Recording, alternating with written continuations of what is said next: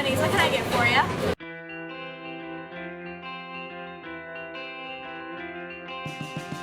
Carmine Coletta, my grandfather, came over from Italy. They were getting away from the First World War, the Mussolini years and things like that. We know that for sure that he was in Newberry, South Carolina, but he eventually came to Gaston County. He sold ice cream, he made ice cream with knowledge, I'm sure, that he brought with him from Italy. People realized, you know, he was a good person. He took care of all the kids in the neighborhood. He never let a kid leave that wagon without a cone of ice cream, and that was his legacy.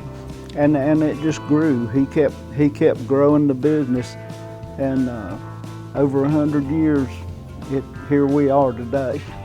He decided he could reach more people if he became more mobile. He made an ice cream wagon pulled by a horse, and he was able to get to the Firestone Mill. People don't realize what an enterprise the Firestone Mill was. He would go house to house in the Firestone Mill village. He walked in front of the wagon. He talked to everybody he met every day. They always said that the horse knew the route as good as Grandpa did, because if he stayed too long at one house, the horse would just move right on up the street. People would come out with bowls and things like that. There was no refrigeration, so they were going to eat that ice cream pretty soon because it was going to melt. He talked to everybody in the mill village. He never spent a whole lot of time in the wagon. He spent most of his time talking to people, and that was the beginning of Tony's Ice Cream, because he had the goodwill of his customers. And that's what we've concentrated on the whole time we've been here, is keeping the goodwill of our customer base. I remember my granddad. I remember him being a really kind person. He used to take me with him, you know, we'd go to town together and things like that. I never went on the wagon with him.